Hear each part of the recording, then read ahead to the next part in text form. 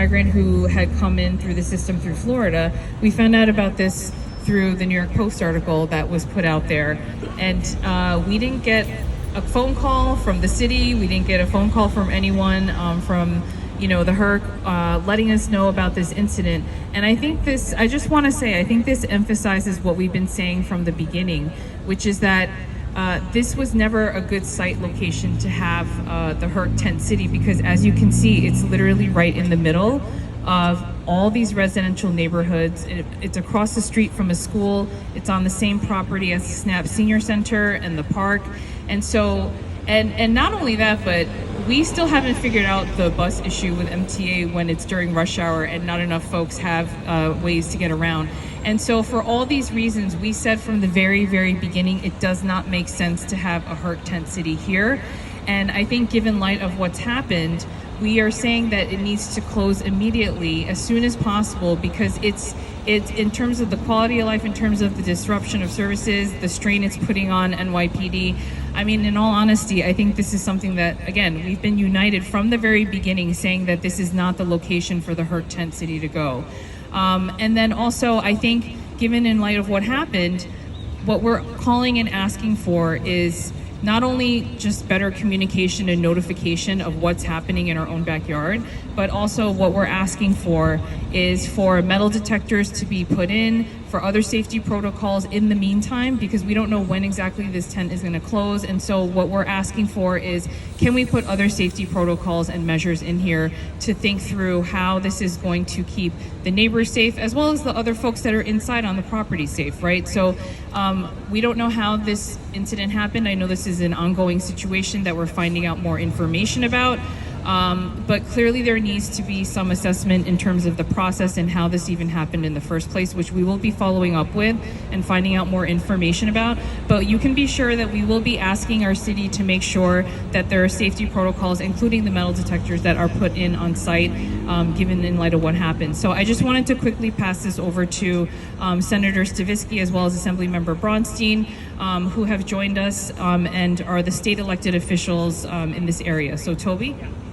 Thank you, and thanks to our rapid response team, because I think this sends a message that this is a community that works together. This, I find it amazing that we were able to put it together so quickly. I had a call, came in at 1:19 I checked my phone today, from Dr. Long from Health and Hospital Corporation. They operate the Migrant Center, the Asylum Seeker Migrant Center. And I asked him about the metal detectors. Are there any?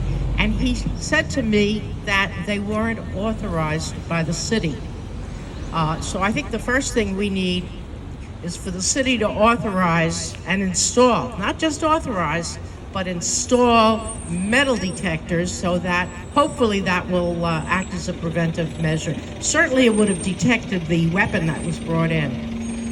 Secondly, we also have to have better communication from the city. To read about, and this is not the first time that has happened, to read about something in the newspaper when a phone call would have been appreciated. He found me at 1 o'clock today. He had my cell. We've been here. We've had meetings here. We were here with the borough president 2.5, 3 weeks ago. And I thought we were making progress, but who knew there were no metal detectors here? Third, I think we have to have a better intake system, both at the Roosevelt Hotel and at the intake center in the tent, in one of the tents. Because I asked Dr. Long, why wasn't the fact that there were 2 outstanding warrants, why didn't that come up on their computer? And apparently they do not deal with the federal government with information, and the federal government doesn't give us, and neither, they don't provide any information to the federal government. But these are questions that we have to ask in person. How are they going to prevent this from recurring? That to me is the issue. So I thank everybody for coming, and Assemblyman Braunstein? Thank you, Senator. I want to thank Councilwoman Lee and you for helping organize this so quickly. I want to thank everybody for showing up on, what's a holiday on such short notice, but it's an important issue. And, I'll just tell you for being like, I'm angry today. I'm angry that the elected officials from the area had to find out about this incident in the newspaper. And I'm also angry because when they first installed the tent here and we took a walkthrough, we were told that everybody who comes here is going to be getting a background check before they come to this community. And to find out that two individuals, fugitives with outstanding warrants in Florida, went through the Roosevelt Hotel and were processed, and that was never flagged that they were wanted for attempted murder in Florida is outrageous. It's just absolutely unacceptable. And for the mayor's office to tell us when we were here previously, when they first started this tent, that everybody gets a background check, and for us to find out that that's not the case it makes me angry. It's absolutely unacceptable that they can't figure that out. So, we've said from the beginning, we have a bunch of asks, right? So when we communicate with the mayor's office, we're going to continue to tell them, like we said from the beginning, that this shelter in this community is not an appropriate place. This is a residential community. There's a senior center across the street. There's a school behind me.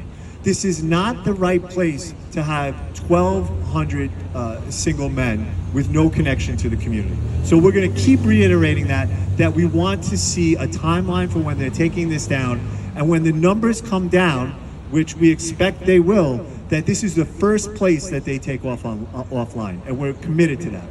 Second, like the senator said, we're going to ask for immediate installation of metal detectors.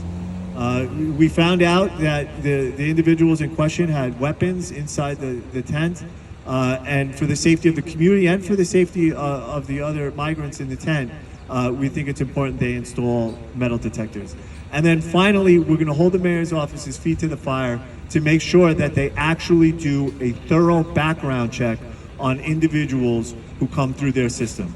It shouldn't be that complicated to check a database to find out if someone has outstanding warrants in other states. And that's important to us, but that's important to all the other communities in New York City where there's migrant shelters.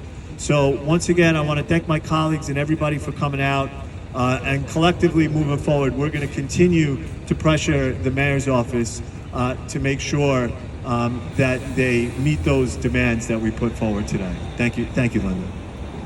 Thank you. And we just wanted to keep it brief. And the reason why we wanted to invite all of you here is because, again, I know it's last minute and I apologize, and it's a holiday, so I apologize for that too. But we wanted to make sure that, we just wanted to make sure that you all knew that we were being responsive to this issue, because this is something important that we need to make sure that we address immediately. And as Assemblymember Braunstein said, there's no way that, we should have not been contacted about this. We should have been notified. And the fact that the system failed and that something like this happened is something that we need to look into further and demand that the process be reevaluated. So that's something that we will continue to push on our end. So I just wanted to thank all of you for coming out. So, yes.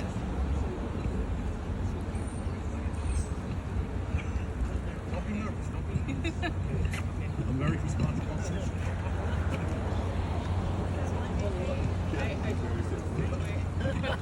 My name is Bob Friedrich. I'm president of Glen Oaks Village. We're the largest garden apartment co-op in New York. We have 10,000 residents. We are adjacent to this facility.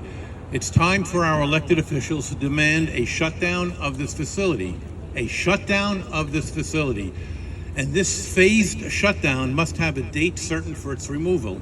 Not some date that's in the future, a date certain. Our communities are now at risk. After all of our protests, our electeds, in good faith, have told us that they are with us and feel our pain. So let's see the results of their action. And again, I say what they've done has been in good faith, but these are the results of their action. We started off with 1,000 unvetted migrants. That has now increased to 1,300 plus. We now have deadly firearms in the shelter. We have individuals charged with attempted murder, are allowed inside the shelter population with absolutely zero vetting.